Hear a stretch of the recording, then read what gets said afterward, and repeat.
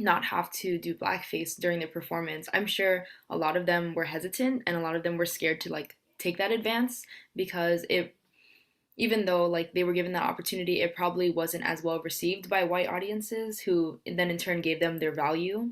So they were probably psychologically, I'm sure that they were saying like, "No, I'm happier doing blackface Hold because on. it's more comfortable." And a lot of them were scared. There you go. Yeah, Um, I think you're right. And this question continues, right? And it's sort of the reason why I don't want to get too far ahead of myself, but it's always the reason why putting money into the equation is such a problem in life in general, right? So there's, of course, these Black performers were amazingly talented. They had value. But once there's tickets that have to be purchased in order to pay for you to do your job, it gets confusing. And that confusion, exactly as you said, Audrey, is layered on top of literally centuries of an entire population of people being oppressed by the white and colonialist institutions and people who, and so how do you in just one generation take a whole community and break free from those like mental and emotional chains that are on everybody that say that one group is not worthy? So yeah, I think you're exactly right. Thank you for succinctly saying that. At the end of that excerpt from the PBS documentary that we just watched, the 10 minutes from, they mentioned TOBA, which is the Theater Owners Booking Association is what it actually stands for. And the Theater Owners Booking Association, I'm gonna go ahead and share screen while I talk through this just so that I do get it right. So the Theater Owners Booking Association is it's originally based on, there was actually a man named Dudley who started a circuit for Black performers in America, but that is not actually what Toba was in the end. In the end, the Toba theaters were all white-owned theaters that Dudley worked with some of them and made a partnership, and this basically made a ring of about 85 theaters where Black performing artists could perform a circuit so that you would have a whole full season of travel and pay. And these would be Black artists performing in front of Black audiences. And this is a huge, you can see some of the great names down here. Count Basie, Bessie Smith, Etta Waters, like tons of jazz musicians started on the Toba circuit. It's also called the Chitlin circuit because it was in the South mostly, so discussing the food. And that brings us to our first reading, which was about the Whitman sisters, who are this amazing family. I think everybody feels pretty enchanted by this story. Tell me if you don't.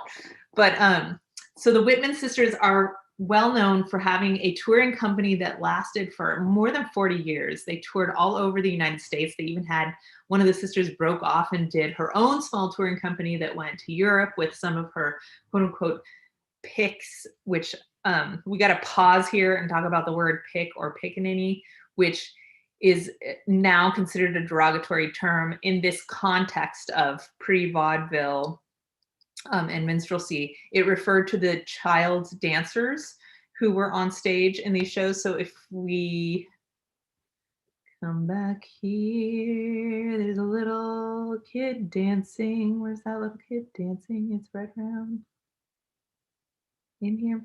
I'm looking for that image. We'll see it or we won't. Right. Where's our little boy? This one. So obviously there's very, very, very little film from this time because we're talking about the turn of the century. So I apologize that there's no film of the Whitman sisters show, but what it's important to know in general about them are that they were considered a very wholesome and reliable company, in part because the sisters were from Atlanta and they were the daughters of a minister, and that was part of their shtick, as it were. So they presented themselves as a very upstanding theater group, as opposed to other theater groups had a reputation for, people in the theater, quote unquote. We'll get back to that in the future. But they were considered a company that you would trust with your child, in fact. So if you had an incredibly talented young child, such as Bojangles when he was a little kid, the Whitman sisters would take your child on tour with them, and they functioned as a family while they were on tour. They would train the talented children and put them on stage. And also the big acts were Alice Whitman, who was one of the best tap dancers of her time, on par with Eleanor Powell, who we saw, I think, a little clip of last week.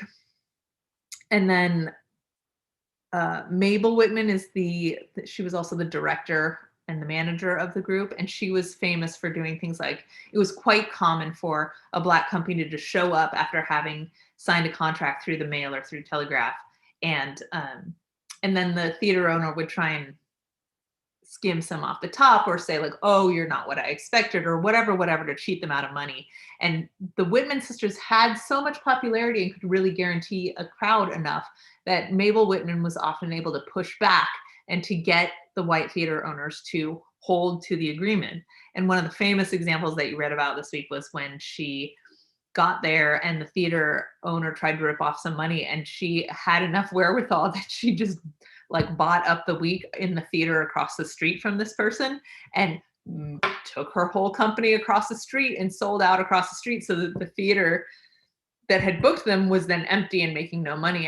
And this was such an outrageously famous success of sticking it to the Toba that they did not receive the same negative treatment after that point. There's sort of three main points about stereotypes that I want to cover about what the Whitman sisters show included. So we'll come right back to that, but let's skip ahead here to this Troll and Grosvenor article about blackface and stereotypes. And you might be relieved to hear that we don't have a lot of this really heavy and painful imagery in the future. We get to lighten up after this stage as we move more into the 1920s. Which kind of share am I doing here? I'm going to switch my screen sharing. Hold on, please. Let's go to desktop. But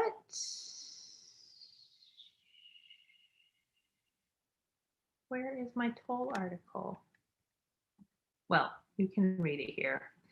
I think this is really one of the best articles I had found about the switch between whites doing blackface minstrelsy and the struggle that it took for the Black artists to take over. We've covered about this idea that the white audiences really were the audiences that could provide a real much higher pay, even on Toba, which is short for tough on Black artists, is what they used to say it meant, or tough on Black asses, because of situations like I just told you about with the Whitman sisters, where the white theater owners were really still taking advantage of the Black artists who just didn't have any social clout to be able to push back. And like basically the white theater owners would just say, I'll hire someone else, or they could renege on their contract, and the Black artists had neither money nor power nor legal standing to be able to push back against that. So that put all of these Black artists in the position to have to play to the wants and desires of America at the time, which white minstrelsy was absolutely the biggest, hugest entertainment fad that there was at that point. And so it took really, I mean, you could say more than 50 years for us to really get over that, considering from that documentary, we saw that example that was even in the 1960s. There's plenty of people, white people, still doing blackface all the way through the first half of the last century. And so how do you get beyond that? I don't think that most people felt like the artists that were in the end of that video. I think most people wanted to do their performances and wanted to make as much money as possible. And you'll be excited to hear that that's where we're going next.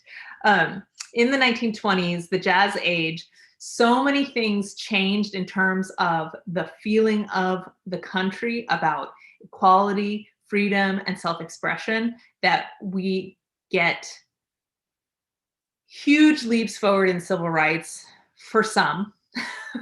Women got the right to vote. Yay, finally. And we also have the Harlem Renaissance, but we wouldn't have gotten there without working through these stereotypes in the ways that we did during the Great Migration and the beginning of the Jazz Age. So let's go back to the Whitman sisters for a moment here, and let's talk about Burt Whitman. So Burt Whitman was a tap dancer and flash dancer, and by flash dancer I mean she, although we would say they now probably, I don't know, Alberta lived as a woman most of the time, but was known for male impersonation. And their specialty in performing was, of course, a vaudevillian sings, dances, and does comedy. You kind of do everything at once on vaudeville stage. But Burt Whitman specialized in tap, acrobatics, jumping into the splits, like crazy antics on stage, and male impersonation. And so this is this is Burt, Alberta, this is Alberta, this is Alberta, this is Alberta. So it's pretty awesome to see how Alberta, who is a Black woman, is able to perform. I mean, I think I wouldn't necessarily say outside of her class because she was super, super, super famous. So I think that kind of celebrity meant that even though they were living the hard life of being a touring artist, that they were doing pretty well for themselves.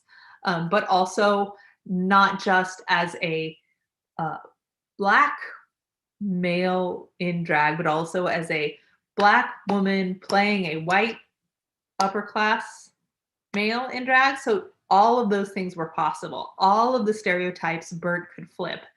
And one of the things that was really amazing about the entire Whitman show that you read about is it would start out with this introduction that introduced the Whitman sisters as savvy business people and morally upstanding descendants from a minister. And then they would go into what the American audiences wanted at the time, which was this mythology of the glorified pastoral plantation life.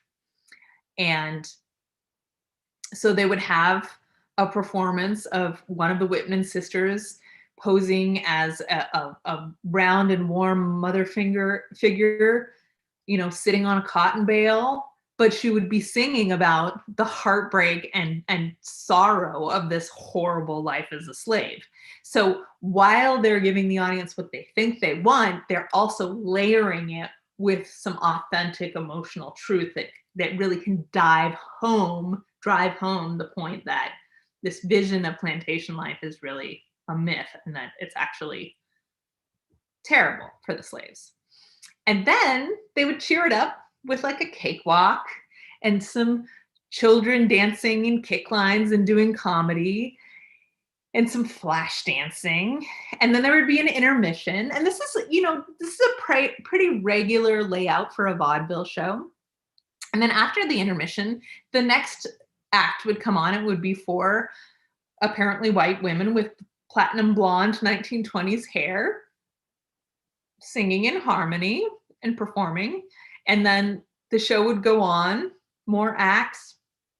Burt would come out, do some flips. There'd be some giant closing numbers where you'd get like everybody on stage doing kick lines and coming out one by one, sort of like, you know, in a Soul Train when people come down and they each do their little signature move. At the end of a big vaudeville show, you'd have the whole cast on stage doing a simple move together on the side, and then you'd have each actor do a one verse reprise of their song or performance. And then people would often leave, and it wasn't very clear whether people understood that the white women that they'd seen in the beginning of the second act were actually the Whitman sisters, and that most of the time the Whitman sisters could and did pass in, like, they weren't wearing blonde wigs, they actually walked around with platinum hair. And so they were within their own show both blacking up and performing as white performers at the same time. And since they had their own management and they had enough economic power, they were able to take all of those myths that the white audiences expected and flip them over and show them to be false at the same time. And I think really that is one of the key things about what makes the Whitman sisters just mind-blowingly epic in terms of vaudeville and how they affected American entertainment. Not to mention that they raised all of these amazing performers and taught them how to be on stage, including Bojangles and including Ethel Waters was one of these performers. So here's a little later. This is from Cabin in the Sky in 1943. We're going to come back to Cabin in the Sky when we talk about Americana, like different ways that performers started to represent being America. But I just wanted to give us this little lovely moment. So Ethel Waters was mostly a singer. You don't really hear about her being a dancer, but ooh, lady, get it, right? Oh, there's honey in the honeycomb, and baby, there's love. We got a little social dance, a little tap. There is love.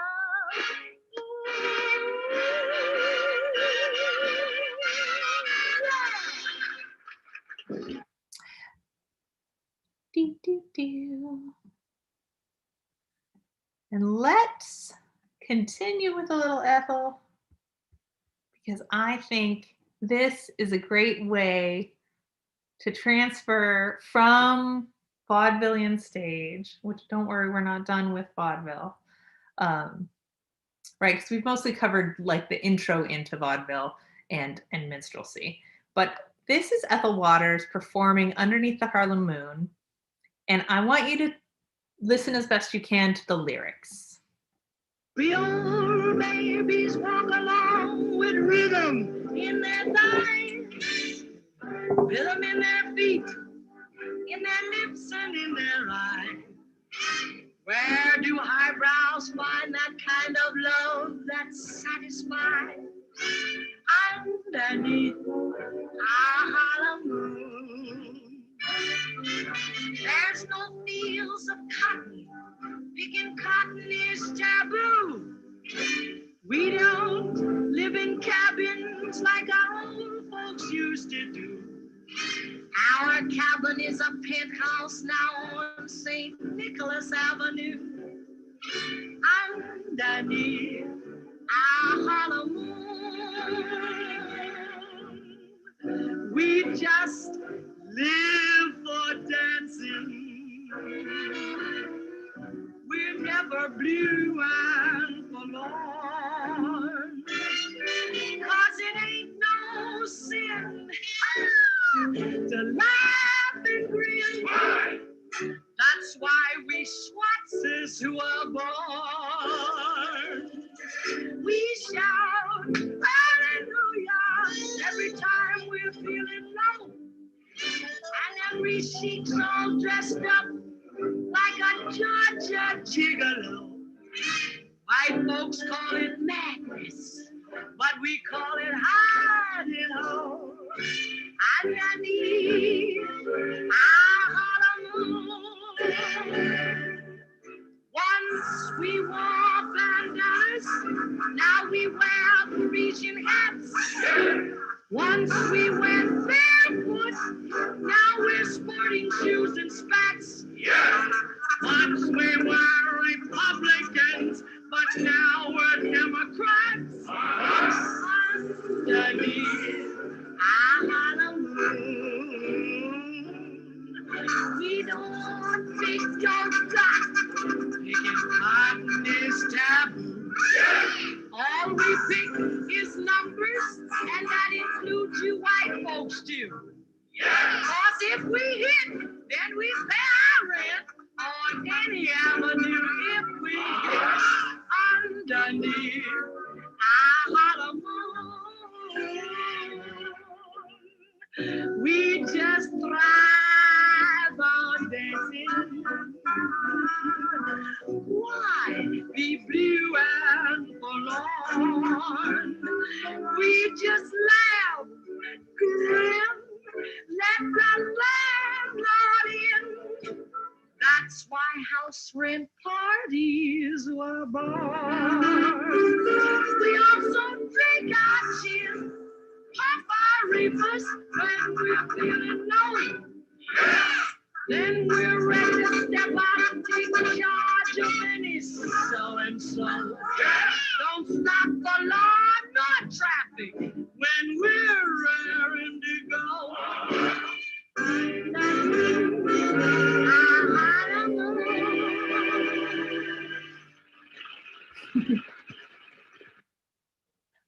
Love it. Babies walk. So, stop sharing for a hot second here. I love that video and its lyrics because it covers so many things about the changes that were happening after the Great Migration, right? So we were reading last week about Jim Crow laws and how essentially all of these Black folks who had started to be able to participate in society and in politics were being driven back by the new laws that were happening once the Northern Army left the South, and the South was just going back in time again. So huge migration across the country, especially up into Harlem. And I love all the points that she's making in the lyrics of that song, right? That these people are gaining economic status, that they're not barefoot anymore, that they're able to pay their own rent, and also that they're having still this great cultural just richness that everybody wants to get in on, right? They're playing numbers, and the white folks are playing numbers too. They're wearing Parisian hats. They're dancing. They're feeling free. They're feeling self-embodied. And it's also so interesting to look at the way that, I haven't seen that movie yet, so that's on my homework since I just found this video. But what are all those gentlemen in suits doing? Are they jurors in and is that a judge behind her? I'm not exactly sure. But that idea is what relates to the other two readings that we had this week. So let me just peep on over here real quick.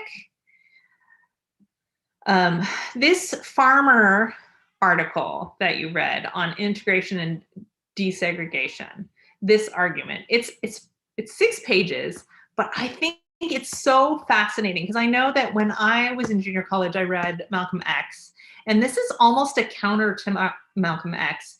And it really expresses something that I think is related to this conundrum of playing into stereotypes or not stereotypes that we were talking about on the vaudeville and pre-vaudeville stage. Is also this idea of the argument within the African-American community about whether it was possible to actually integrate and become equal, or whether African-Americans had to, and some of them really felt this way, that they had to make their own outstanding communities and therefore break out of history in a way so that they could unplug the constant oppression of this false valuation by white audiences or white citizens. How are we doing on understanding that part here? Totally confused or make sense? Or I'd love for you guys to ask me questions about that if that's not clear. Oh, I see a chat. Yay, thanks, Josiah. Yeah, I just think it's so interesting, especially in the context of this continuing question about stereotypes. Yeah. So there's not a whole lot in your quizzes about the integration versus separation argument, but I think it's really a great thing for you guys to be able to read and refer to when we start to do the short essays for your midterm and final, because it gives a really like concrete reference point for how African Americans were thinking about how to change their place in society, right? So that's what that's for. I see I'm running out of time, so I'm going to rush a little bit more. We have also this Smithsonian article, which is about how the African American soldiers in World War I really, like, by fighting, they were trying to answer the same question. Are we equal citizens? Are we going to be treated as equal citizens? And it was both true and untrue. They went to World War I. Men just died. Like, most of that generation of young men was gone. And so when we get to the Jazz Age on the other side of World War I and the Great Migration, we have we ended up with a bit of a new slate for the Harlem Renaissance, which was a intellectual, artistic, and cultural golden age in African American history and in American history, where in New York City, all of these writers and philosophers and performers were living in Harlem and creating art, work, and politics together to consider this recreation of African American identity in the modern world. And in Harlem, they were setting all the trends in music and dance, and the white vaudevillian stars were actually coming to them to train in Harlem and then taking those acts and dance skills back to the white audiences, white stages, before they had become fully integrated. Because remember, still we had like restrictions on how many black acts you could have in a vaudeville show in front of a white audience. So we're gonna get to more of that coming up. But I wanted to leave us with, yay, we got through all the readings. I wanted to leave us with this question of now. What does it mean now for Black artists to face stereotypes? So let's start with the first question. What kind of stereotypes are there for Black artists today? And maybe Black artists is a little bit restrictive. How about Black celebrities in general? What kind of stereotypes do you see in modern media today that Black artists have to choose to play along with or not play along with? Go.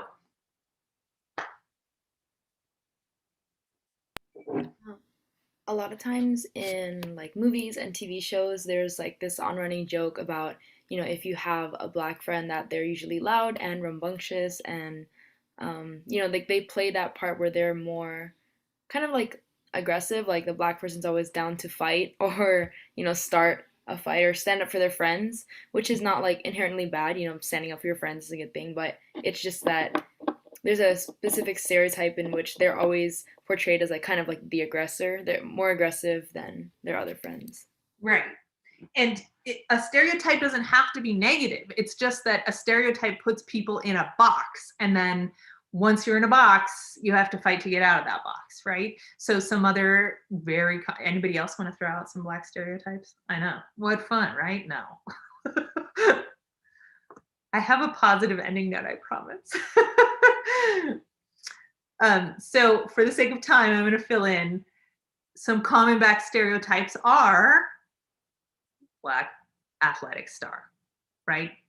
Either on the basketball court or even Tiger Jones. Tiger Jones. Hello.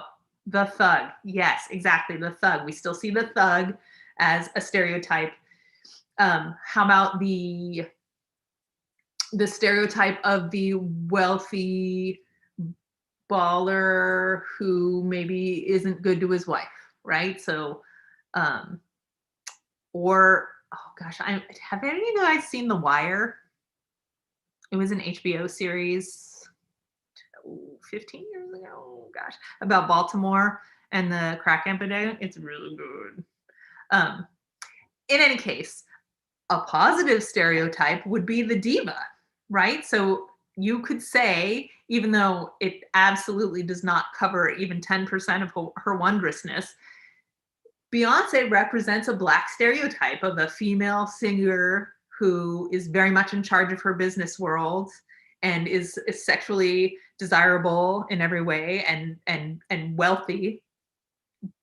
But to fill in the stereotype is often a little relationship emotional sad and has to make lemonade. And yet we know from her art, as well as the fact that she's a real human being, that there's so much more to Beyonce than that. So my point is simply that we're still struggling with the constant conundrum of art both reflecting life and simplifying life, and representing and reflecting the stereotypes that we have in real life, and how those stereotypes both uplift and oppress. Yeah. And I don't think that there's like an answer. My goal is more for us to open our eyes to recognize where stereotypes or echoes of stereotypes or flipped stereotypes are apparent in the art that we see, and to be able to respect the lineage that they came from. So on that note, we're going to come to super modern times, and I'm going to walk us out with super modern, which I'm excited about. I'm going to leave all of these links if you want to watch them again.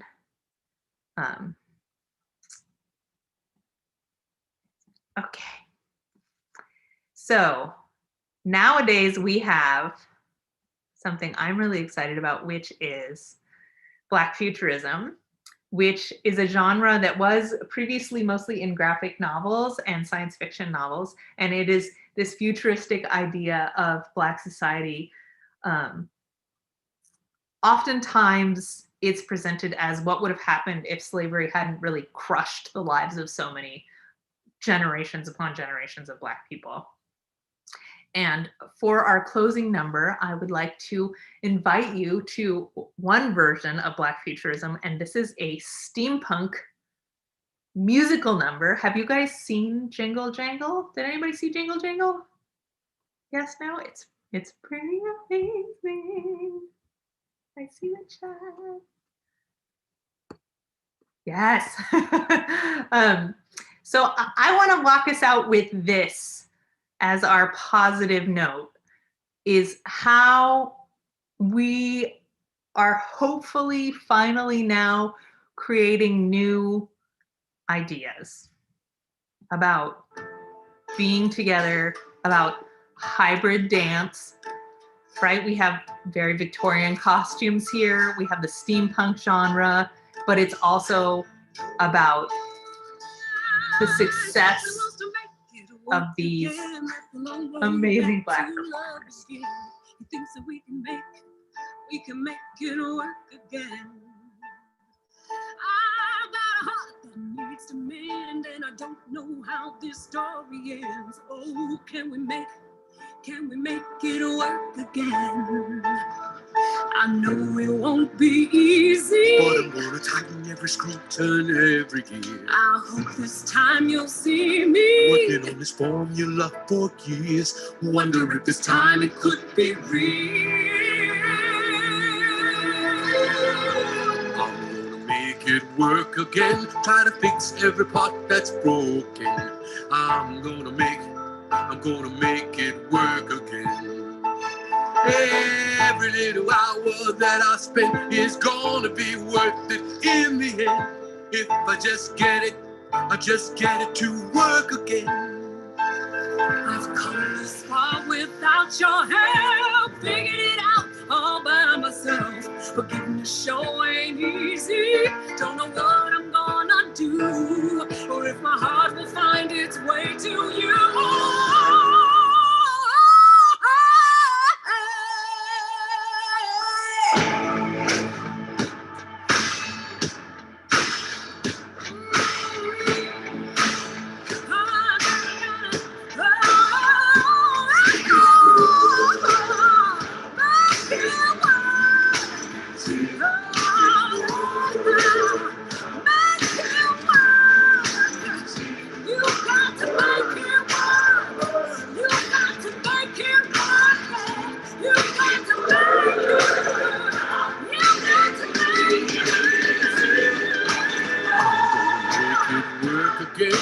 saying how my story ends.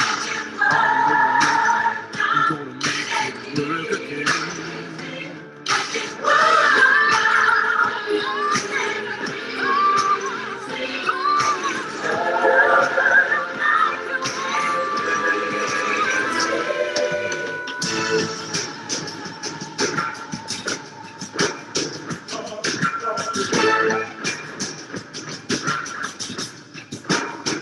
Gotta make it work.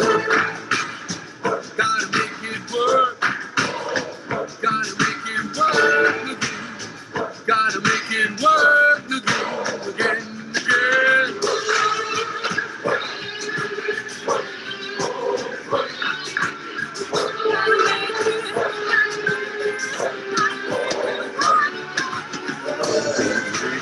work again. Gotta say how my story ends. I'm gonna make it work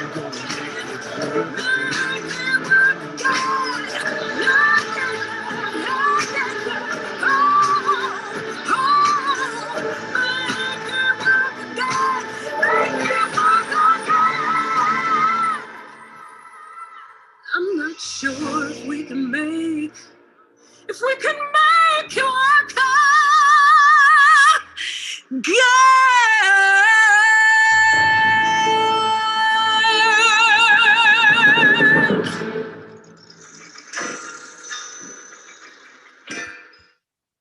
Thanks for watching. Subscribe to. So my friends, that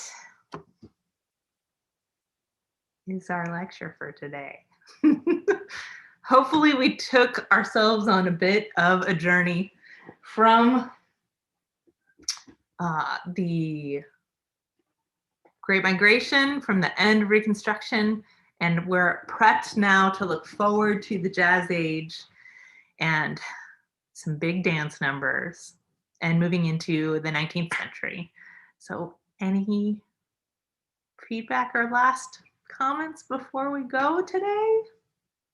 I think I want to come back to that dance scene in there because there's so much hybridization, like so many elements of different types of dances that we're covering, from hip hop to soft shoeing to can.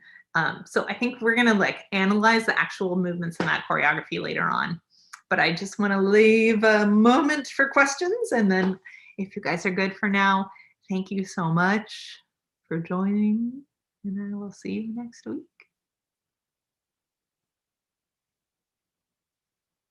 Oh, wait, just out of curiosity, I was looking at the Zoom schedule.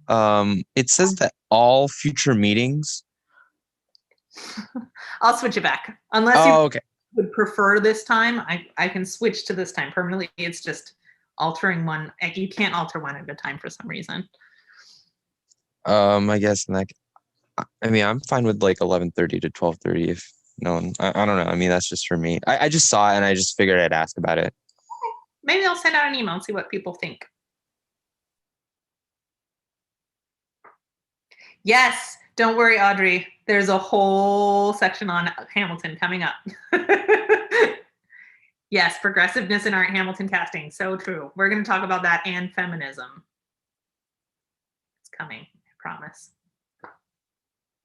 All right, friends, I'm going to let you go. It's been lovely. I hope you had fun. And I will talk to you next week. Thank you. Thank you so much. Thank you. Bye.